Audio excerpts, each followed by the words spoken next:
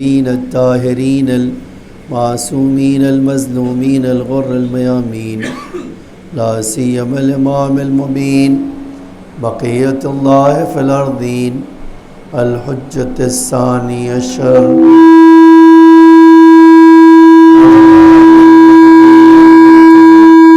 صلوات الله وسلامه عليه. أما بعد فقد قال الله تعالى في محكم كتابه المجيد وفرقانه الحميد وقوله الحق.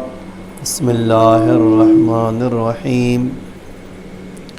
وجعلناهم أئمة يهدون بأمرنا وأوحينا إليهم فعل الخيرات وإيتاء الزكاة وإقام الصلاة وإيتاء الزكاة وكانوا لنا عابدين. ایک صلوات پڑھیے محمد اللهم صل على محمد وآل محمد. ایک اور صلوات پڑھیے محمد وآل محمد. صل على محمد وآل محمد. سورہ انبیاء کی 73 نمبر کی آیت میں اللہ تعالیٰ ارشاد فرماتا ہے وَجَعَلْنَاهُمْ أَئِمَّةً، ہم نے کچھ لوگوں کو امام بنایا، يَهْدُونَ بِأَمْرِنَا، جو ہمارے امر سے ہدایت کرتے ہیں، وَأَوْحَيْنَا إِلَيْهِمْ فِعْلَ الْخَيْرَاتِ، اور ہم نے ان پر فعل نیک کام کی وحی کیا، وإقام الصلاة وإيتاء الزکاة، نماز قائم کرنے اور زکوٰۃ دینے کی وحی کی، وَكَانُوا لَنَا عَابِدِينَ، اور یہ ہمارے عبادت گزار بندے تھے. ہماری گفتگو اسی آیت کے سلسلے میں چل رہی تھی اور ہم یہاں تک پہنچ گئے تھے خدا جب کسی کو امام بناتا ہے تو اس کو اتنی طاقت تکوین اور تشریح میں عطا کرتا ہے کہ تکوین میں ہر چیز اس کے پیچھے چلتی ہے، یا الفاظ بدل کے کہہ دے، تکوین میں ہر مخلوق اس کی نظروں کا انتظار کرتی ہے، وہ کس طرف ہمیں چلانا چاہتا ہے. اور تشریح میں نے کہا کہ صرف خالی انسان ایسا ہے جس کو اللہ نے اختیار دیا ہے، ایک خاص حد تک اختیار دیا ہے، چاہے تو مانے چاہے تو نہ مانے. پھر کل ایک بات تھی اور آج میں چاہتا ہوں اس بات کے اوپر آپ کی ایک دلیل پیش کروں اور پھر ایک صلوات پڑھیے محمد وآل محمد. اللهم صل على محمد وآل محمد. دلیل پیش کروں. کل ہماری یہاں تک گفتگو ہوئی تھی کہ مولا امام حسین علیہ السلام نے خود اس سوال کے جواب میں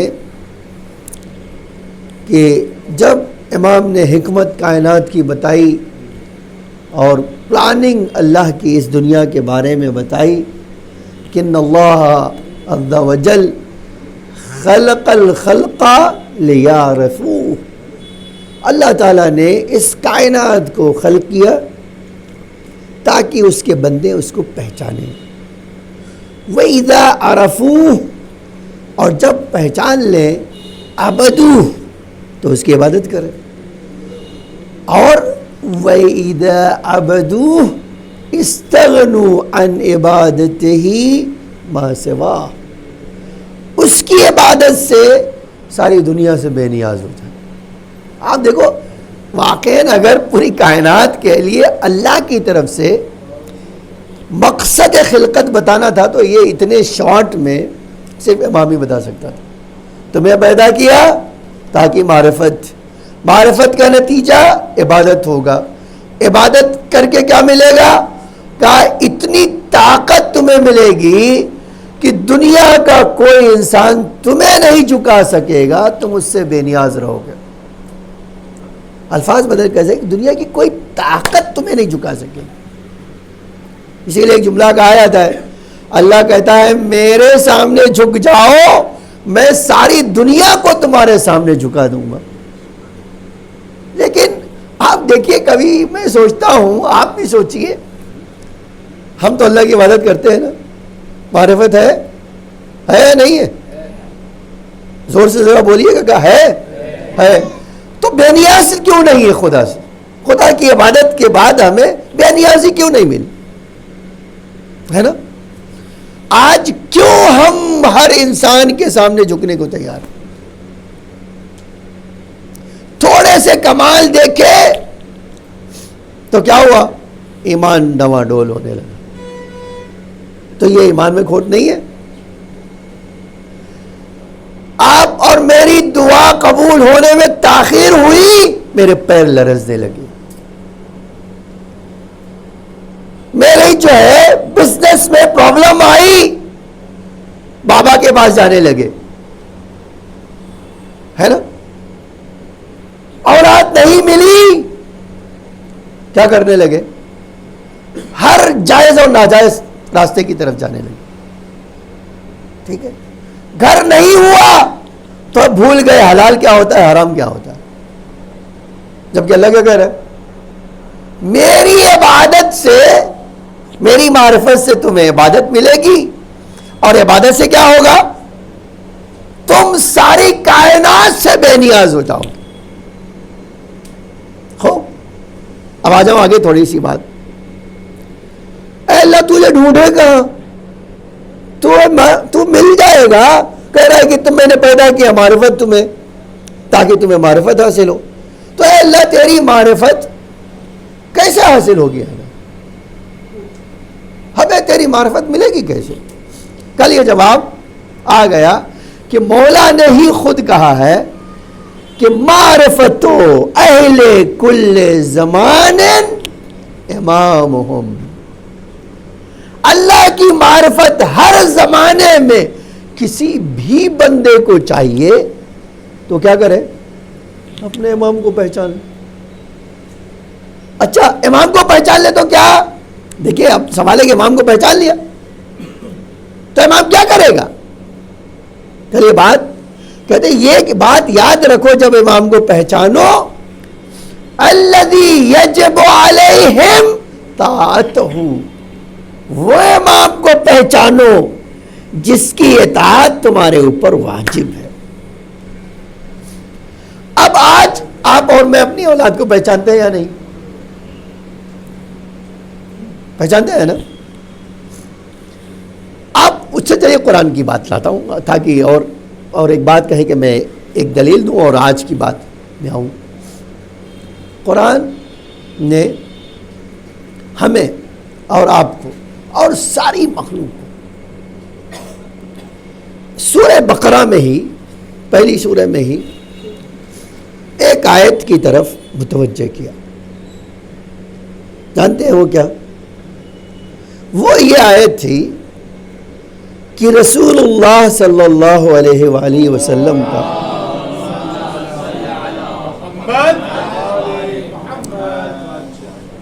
انٹروڈکشن جو ہے نا, اللہ تعالیٰ نے جناب آدم کو بھیجا, اس وقت سے ہی شروع کر دیا.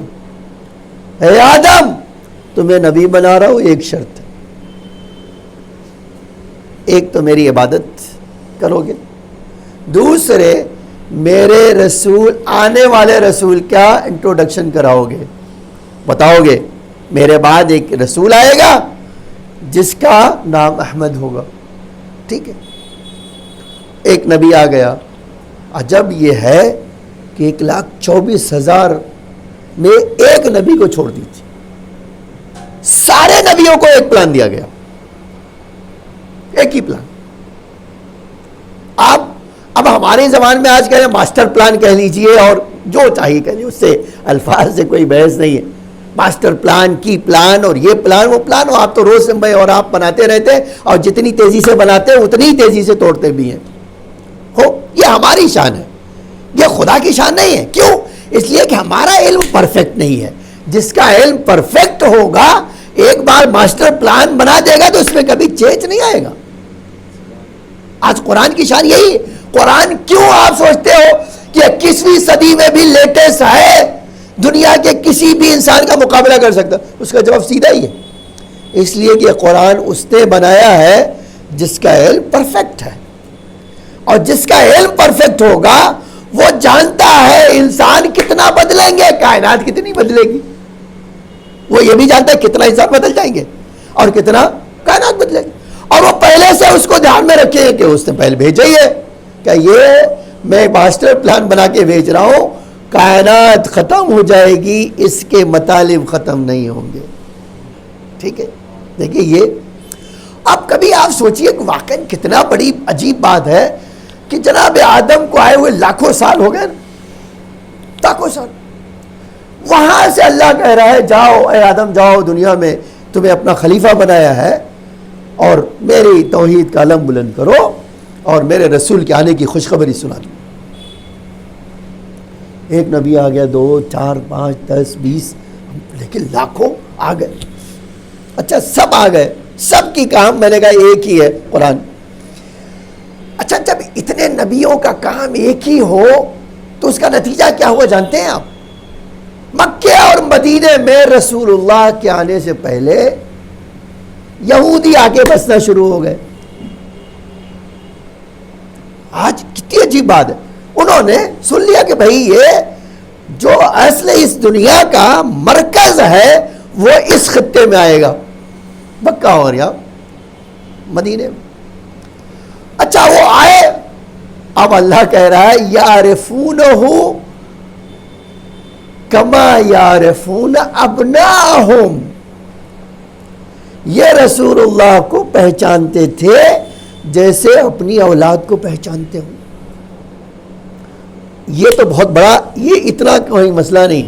مجھے اصل قرآن کی یہ آیت سنا، اِنَّا لَفَرِيقًا مِّنْهُمْ کافرون، انہی میں سے جو اولاد کی طرح پہچانتے تھے وہ اولاد کی طرح رسول کو پہچانتے تھے. اور اللہ کیا کہہ رہا ہے، اِنَّا لَفَرِيقًا مِّنْهُمْ کافرون، انہی میں سے ایک گروہ کافر تھا. اب اس کا مطلب کیا ہے؟ معرفت کفر کی طرف لے جائے گی سوال بھائی. یہ تو اللہ کہہ رہا ہے نا، یہ تو میں نہیں کہہ رہا ہوں، کسی ذاکر کا نقطہ تو ہے نہیں کہ آپ کہیے ارے مولوی صاحب اپنے ذہن سے ایجاد کر کے بتا دیں تو تھوڑی ہوتا ہے ایسا.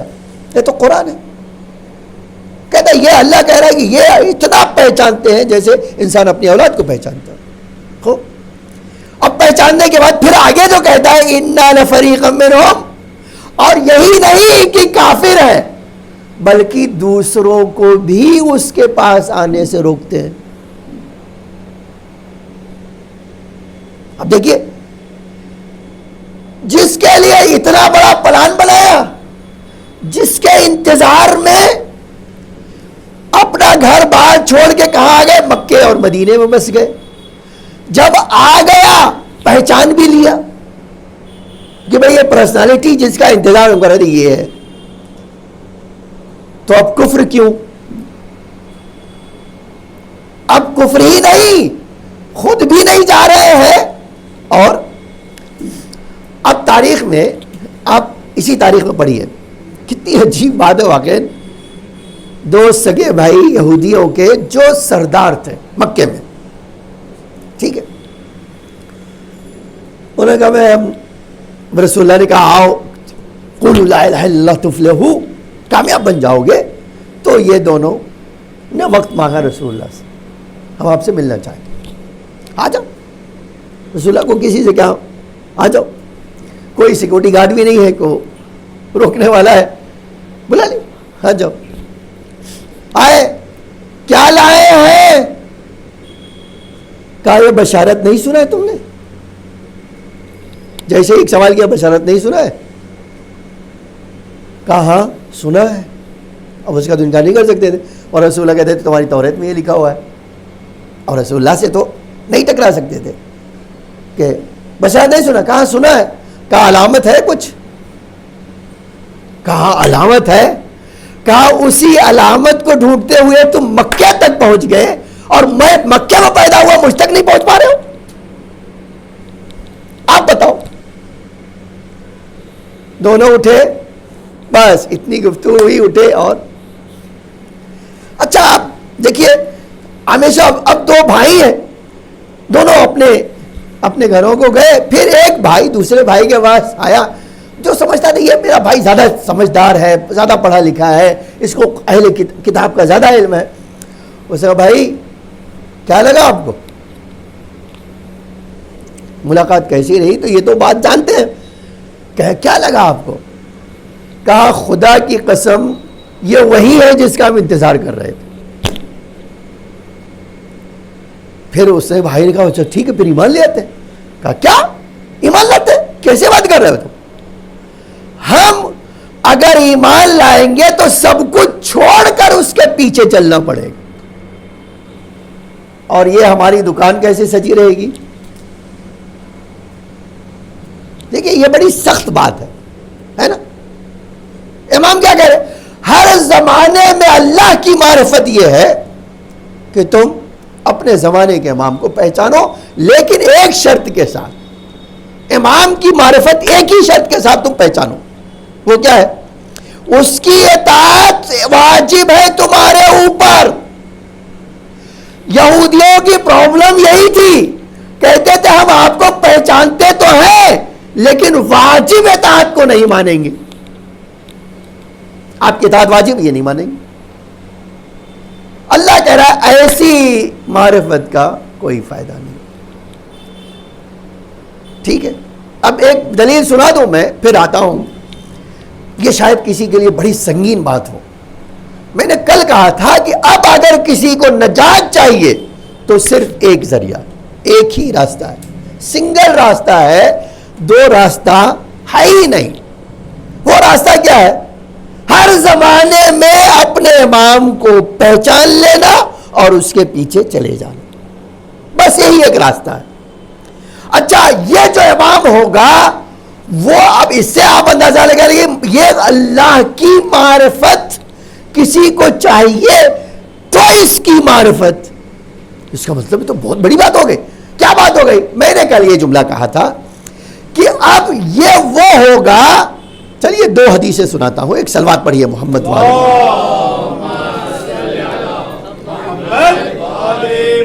اپنی بات کی دلیل کے طور پر سناتا ہوں. اللہ کیا کہہ رہا ہے؟ کنتو کنزن مخفیہ فاحببت ان یعرف, اور کیا کیا؟ فخلقت الخلق لکی اعرف. میں تو چھپا ہوا خزانہ تھا, میں نے چاہا کہ میں پہچانا جاؤں تو میں نے مخلوقات کو پیدا کر دیا. پھر دوسری جگہ کہا اسی قرآن میں وما خلقت الجن والانس الا لیعبدون, میں نے کسی بھی انسان اور مخلوق کو پیدا نہیں کیا سوائے کو میری عبادت کرے. اور یہ بات پتا چاہیے کہ عبادت جب تک معرفت نہیں ہوگی ہو نہیں سکتی. ٹھیک ہے, اسی لیے یاد رکھیے جس کے پاس ریئل معرفت ہے وہ ہو ہی نہیں سکتا کہ بے عمل ہو. بے عملی اس بات کی دلیل ہے کہ وہ نام تو امام کا جانتا ہے, معرفت سے کورا کورا ہے, زیرو ہے, معرفت نہیں ہے. نام جانتا ہے جس کو وہ خود کہہ رہا ہے کہ معرفت ہے. ٹھیک ہے, اب ایک سوال ہے جو حدیث قدسی بھی ہے. اللہ کہہ رہا ہے میں نے مخلوقات کو پیدا کیا, کیوں؟ تاکہ مجھے پہچانے. اللہ تو کون ہے؟ کہتے میں لامحدود اس ذات کا نام ہوں جس کی ذات لامحدود ہے, اور کسی انسان کی عقل کی رسائی میری ذات تک نہیں ہے. آپ کی کیا میری کیا بات ہے؟ موسیٰ نے کہا موسیٰ تم دیکھنا چاہتے ہو مجھے؟ کہا اللہ میں نہیں, میری قوم. دیکھیے چالاکی یہی ہے کہ بھائی اپنے سے لینے کے بجائے اللہ میں نہیں, یہ کہا موسیٰ ٹھیک ہے چلو بس یہ کام کرو, اس پہاڑ کی طرف دیکھ لو, اگر یہ نور دیکھ سکے لن ترانی یا موسیٰ, موسیٰ تم نہیں دیکھو, اللہ کو تم دیکھ نہیں سکتے ہو, تمہاری طاقت نہیں ہے.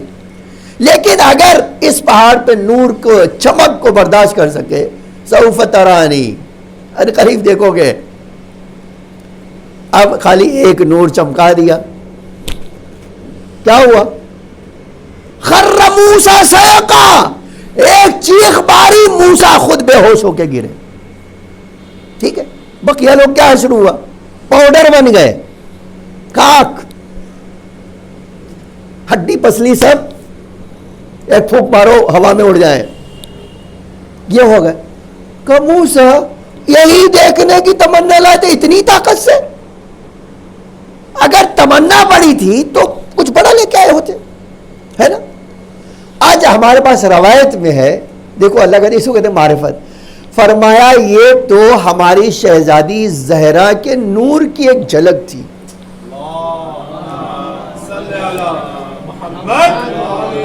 अब आप कभी सोचिए, अब ये इमाम हुसैन की हदीस पढ़िए, अल्लाह की मारिफत का तन्हा जरिया हम हैं। और कई दिन से कह रहा हूं 14-15वां कोई नहीं। क्यों?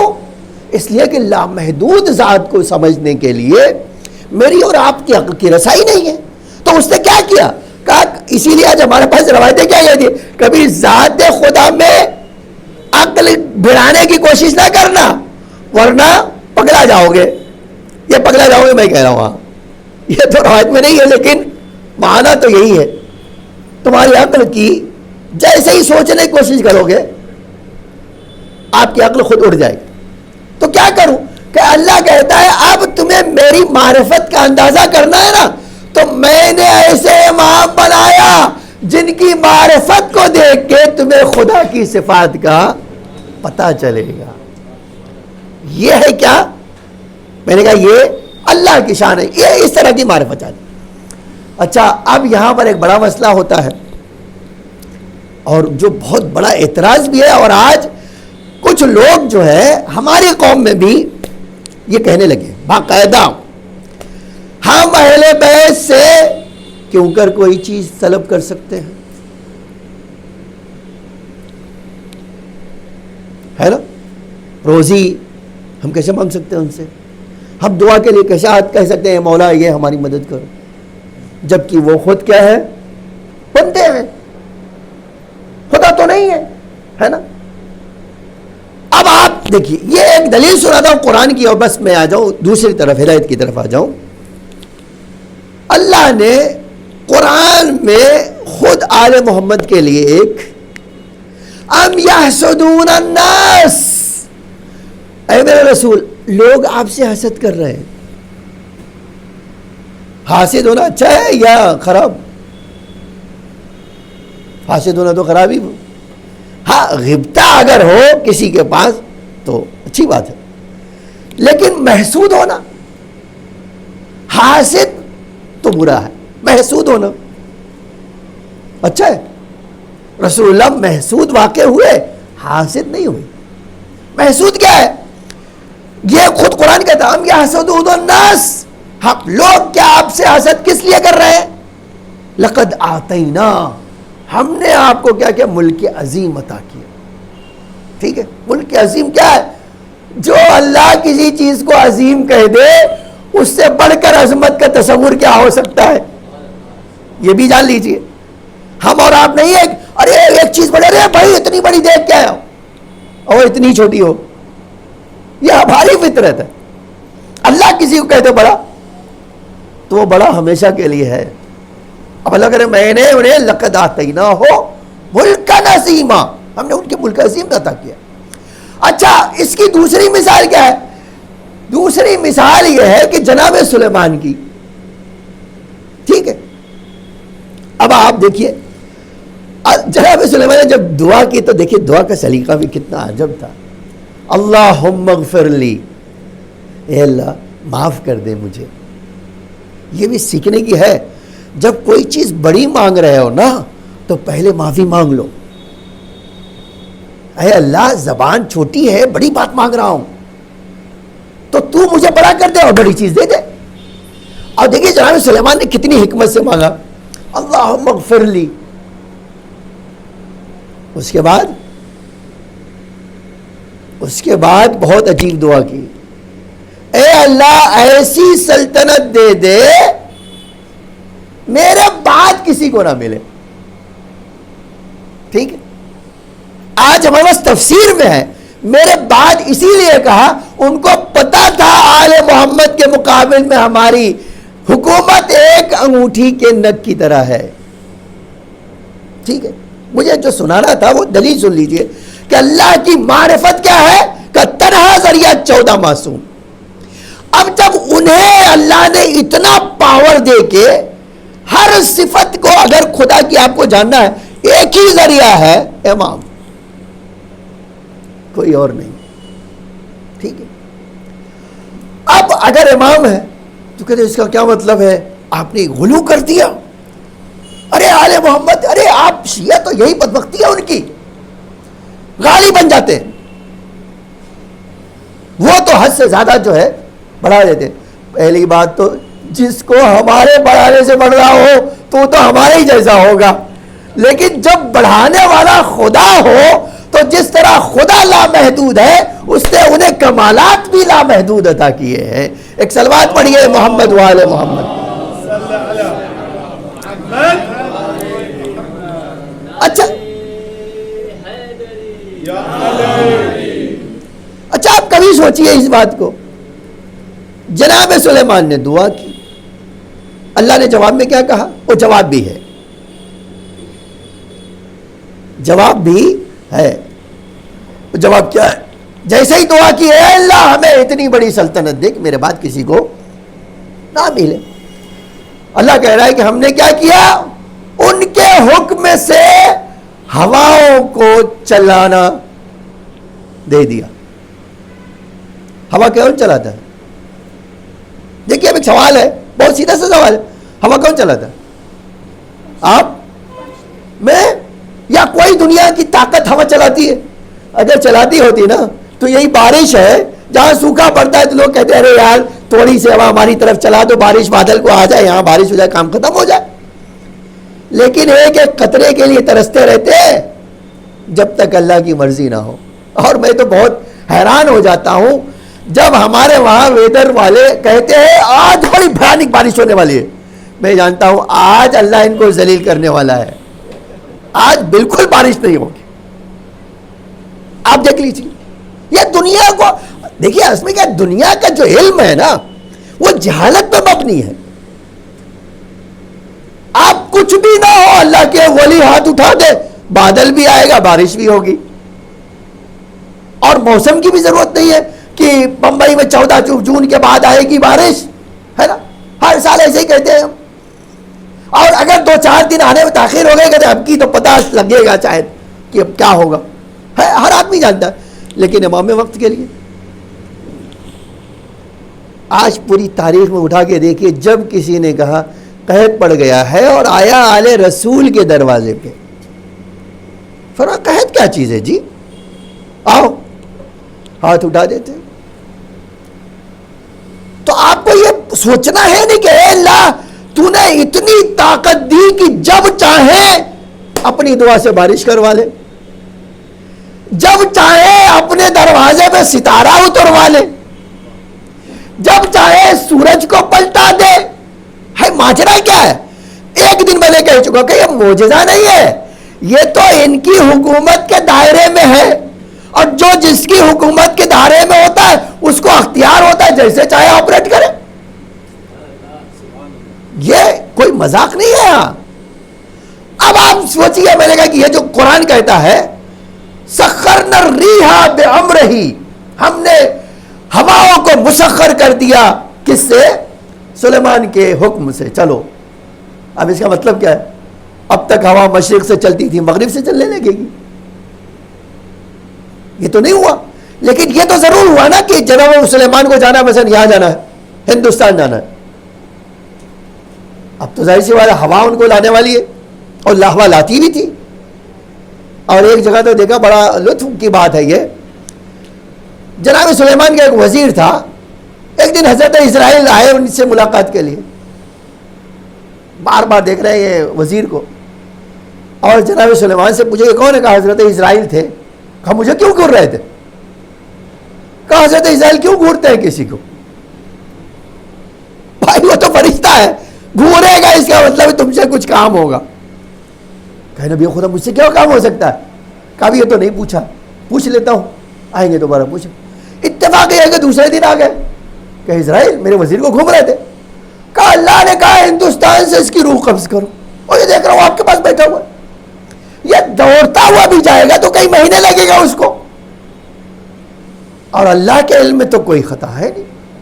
اللہ مجھے کہہ رہے ہو فلاں دن اس کو لے آؤ، اے نبی خدا وہی اسی لیے بار بار دیکھ رہا ہوں یہ تو یہاں ہے، ہونا چاہیے ہندوستان میں. اب یہ خالی میں نے سنایا ہے، بس آپ کا ذہن تھوڑا فریش ہو جائے تو میں دوسری بات کہوں. اب جیسے ہی یہ سنا کہا ہے نبی خدا آپ کے پاس ہوا ہے، ایک کام کرو اتنی دور بھیج دو کہ اسرائیل پہنچ نہ سکے. کہا کہاں جانا چاہتے ہو؟ کہا اتنا دور بھیج دو کہ یہ پہنچی نہ پائے. کہ ٹھیک ہے وہ ہوا، آؤ ہوا کی بساط پہ تمہیں بٹھا دیں، جہاں جانا چاہو چلے. ہمارے پاس روایت کہتے ہیں ہندوستان لے چلو، تاریخ کہتے ہیں ہندوستان لے چلو. اچھا یہ بندہ آپ تو اس میں بیٹھا اور ہوا لے کے سیکنڈوں میں پہنچا دیں ان کو. آیا ادھر آیا، ادھر سے اوپر سے دے، ارے وہ تو ہندوستان پہنچ گیا. چلو آئے، اچھا تمہارا یہی انتظار کر رہے تھے، کیسے آئے؟ کہا وہ ان کے اس پہ بیٹھ گیا. کہا بہت اچھا، اللہ نے کہا تھا ہندوستان سے تمہاری روح قبض کر لیں، چلو بیٹا. یہ ہے طاقت کس کی؟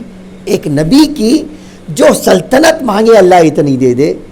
آج میں سارا سوال یہ ہے کہ کسی کو سلیمان پر اعتراض نہیں ہے کہ ہوا پہ حکومت کرتے تھے اور ہوا آپ بھی کھاتے تھے، ٹھیک ہے، لیکن اگر یہی بات ہم کہہ دیں کہ اللہ نے انہیں ذریعہ بنایا رزق الورا، اب اگر ساری کائنات کو روزی وہ دے رہے ہیں اور ہم کہہ دیں مولا وہ روزی جو ہماری آپ کے ہمیں دے دو، کہتے آپ شرک ہو گیا، یہ غلو ہو گیا. بھائی ایک بار قرآن سمجھ لو، عین توحید یہی ہے، اہل بیت کی معرفت عین توحید ہے. اس کی ایک دلیل اور سناتا ہوں حدیث سے، اور میں آ جاتا ہوں دوسری طرف. عجب ہے واقع انسان. یہ فی بیوت اذن اللہ ان ترفع ویذکر فیہا اسمہ، یہ آیت نازل ہوئی. کچھ گھر اللہ نے بیوتن، ایک گھر نہیں، کچھ گھر اللہ نے ایسے بنائے، اذن اللہ ان ترفع، اللہ نے اجازت دیا ہے، اللہ نے اس کو بڑا عظیم بنایا، بلند بنایا، بڑا مرتبے والا بنایا، بڑا شان والا بنایا. اور اس کی شان اتنی ہے کہ اس گھر میں اللہ کا ذکر ہوگا، اتنا بلند ہے اس میں اللہ کا ذکر ہو، ٹھیک ہے، یہ گھر ہی اللہ کا ذکر ہوگا.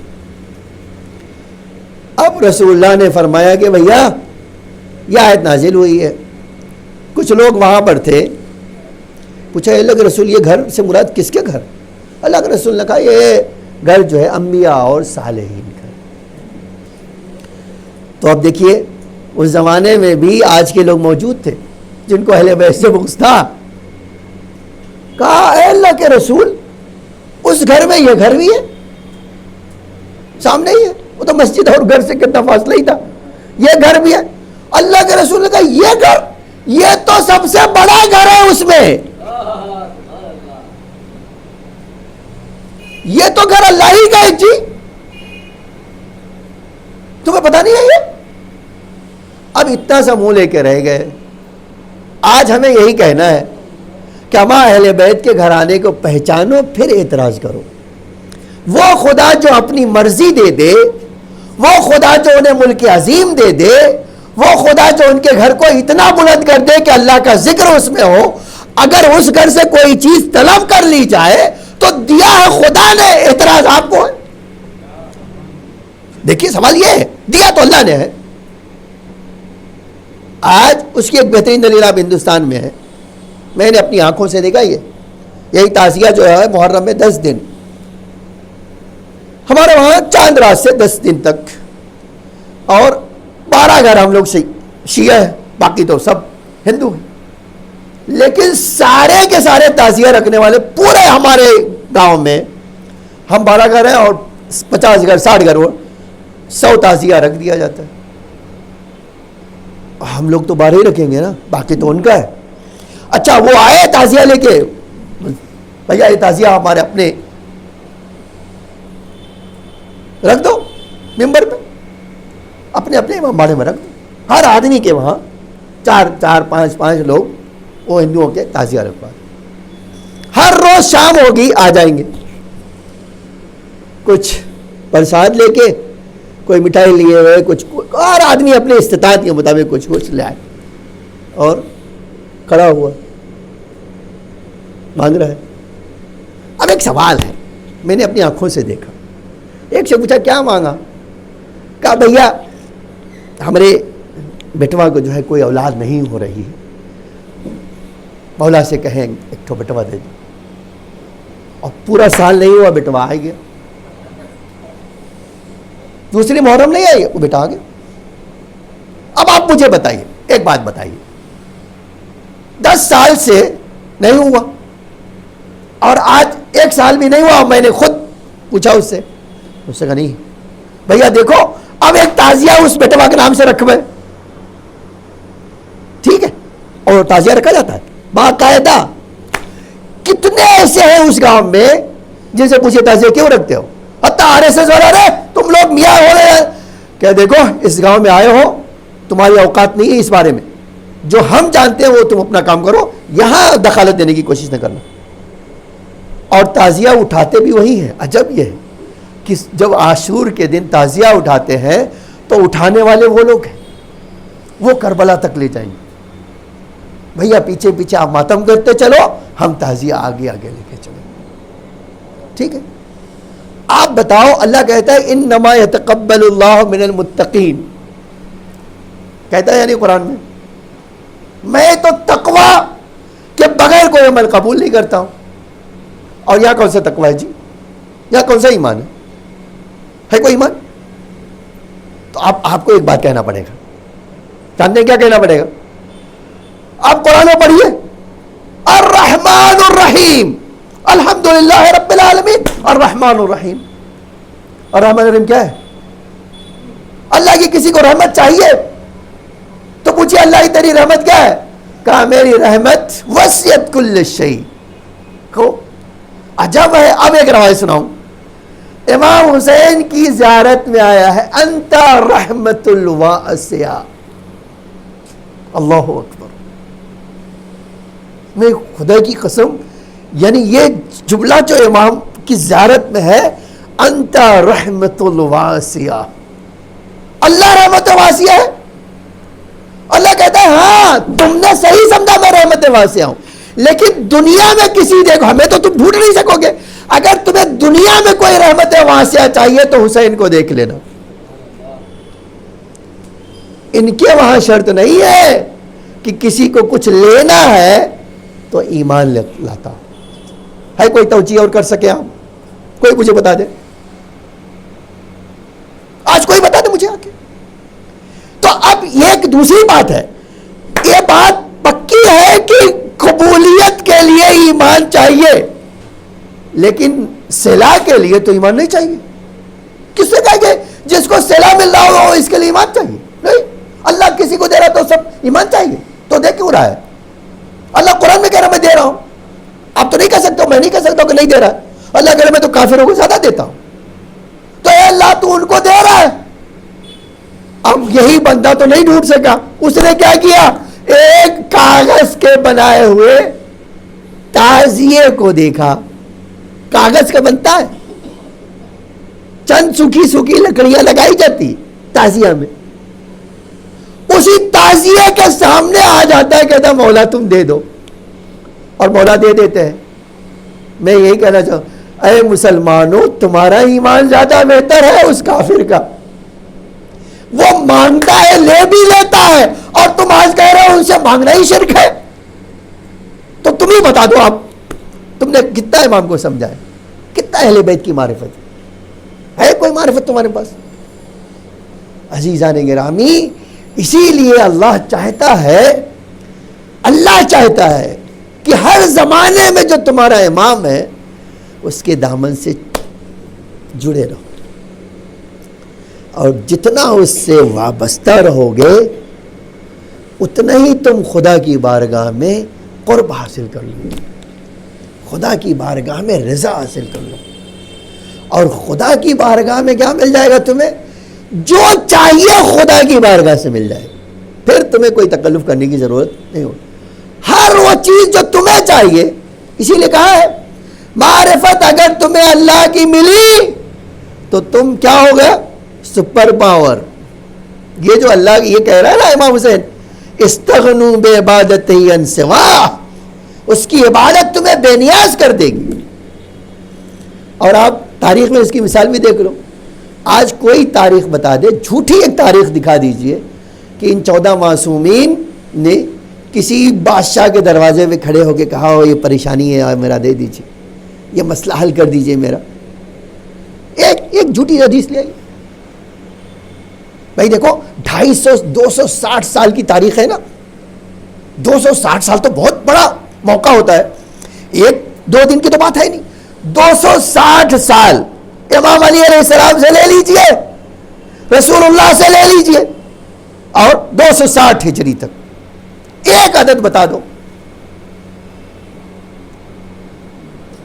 آپ کو یہ تو ملے گا بادشاہ گڑ گڑاتے تھے، اور یہ جو ہے شان بے نیازی سے ان کی بھی مسئلے حل کرتے تھے، ان کا بھی مسئلہ حل کرتے تھے. اور رہتے کیسے تھے آپ دیکھو، یہ شان ہے ان کی. خلیفہ تھے مولا، ایک کپڑے کی دکان پہ گئے، کہا بھائی کپڑا ہے تمہارے پاس؟ کرتا کو ہاں مولا. کہا کتنے والا ہے؟ کہا 1 درہم اور 2 درہم. کہا 1 2 درہم والا لاؤ، 1 درہم والا. 1 2 درہم اور 1 درہم والا لیا. اسے لا کے دے دیا. مولا نے 3 درہم دیے. اب 2 درہم والا کمبر سے کہا یہ لے لو تم.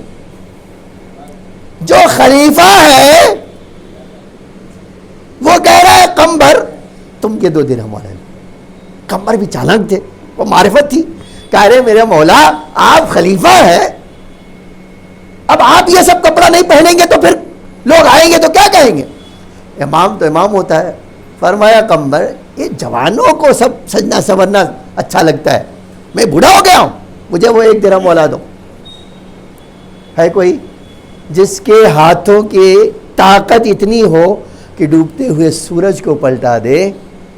وہ جب زندگی گزارتا ہے تو 1 درہم والا کپڑا پہنتا ہے.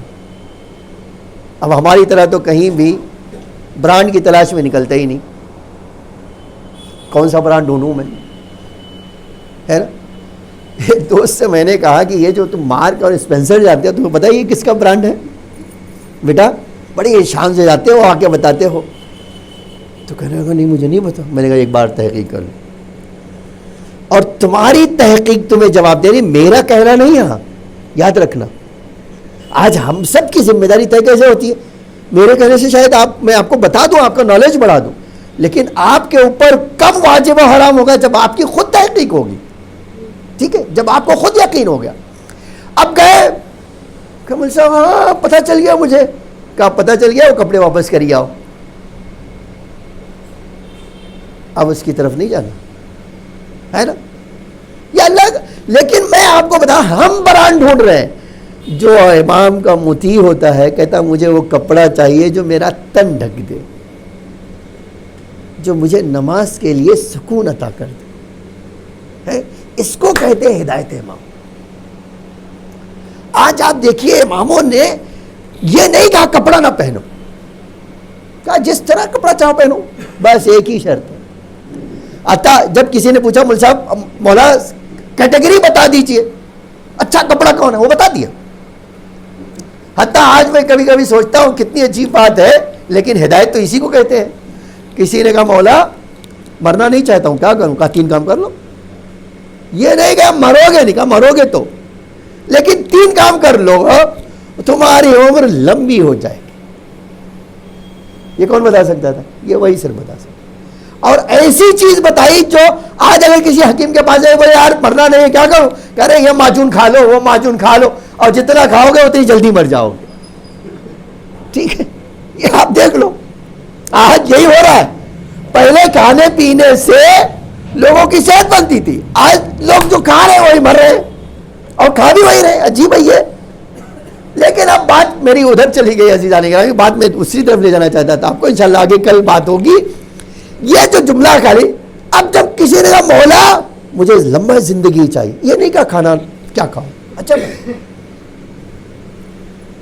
فرمایا جوتا اچھا پہنو،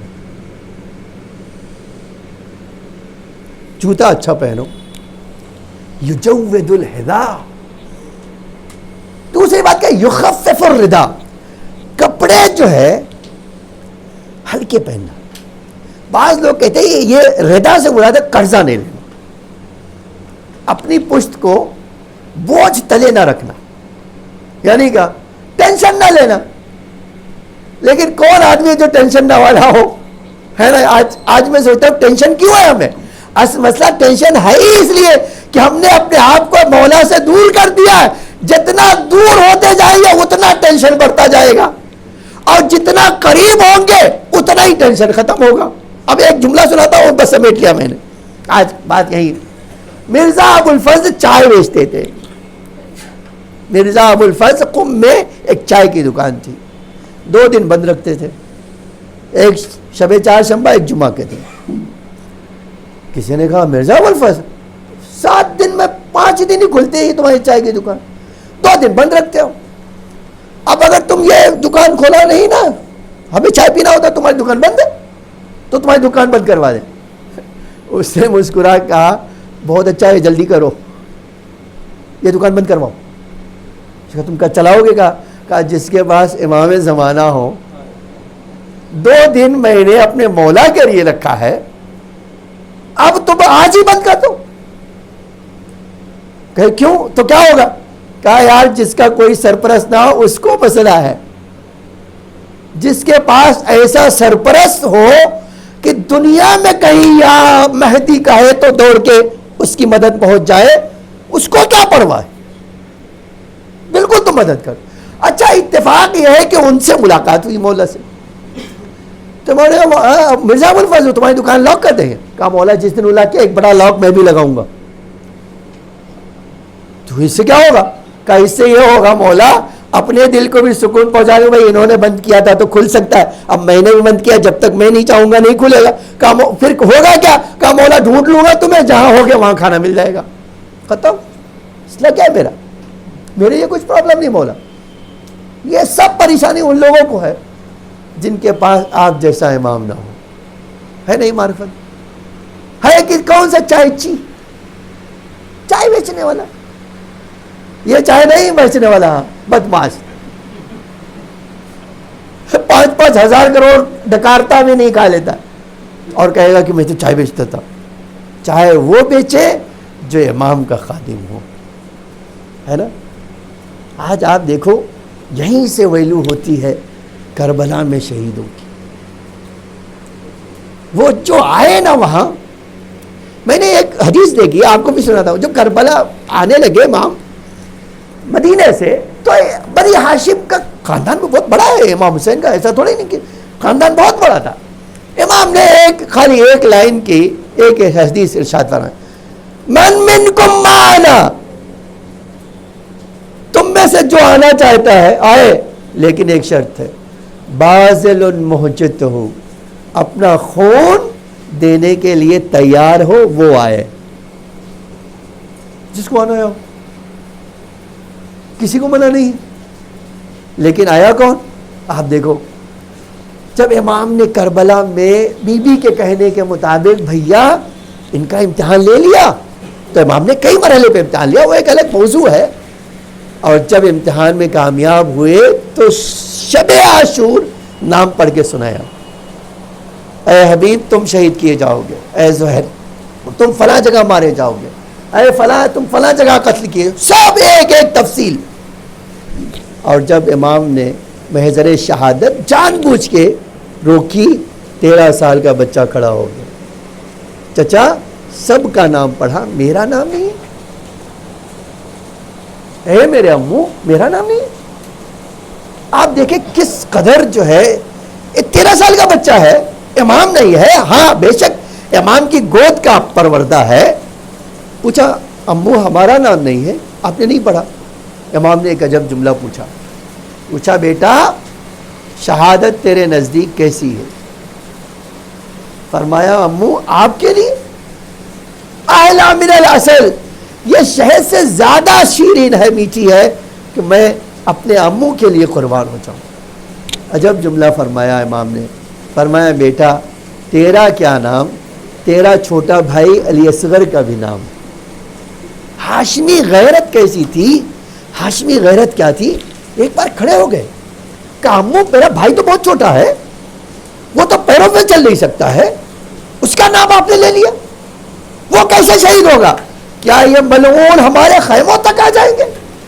امام نے کہا نہیں بیٹا, میں اس کو ہاتھوں پہ لے کے جاؤں. ارباب اعضاء, مقتل کا عجب جملہ ہے. اب صبح ہوئی, ایک بیوہ ماں ہے. کبھی آپ سوچئے ایک بیوہ ماں کی ایک بیٹا ہو, اگرچہ 2 بیٹے تھے ان کے, عبداللہ بھی انہی کے بیٹے تھے, سگے بھائی ہے جناب قاسم اور عبداللہ.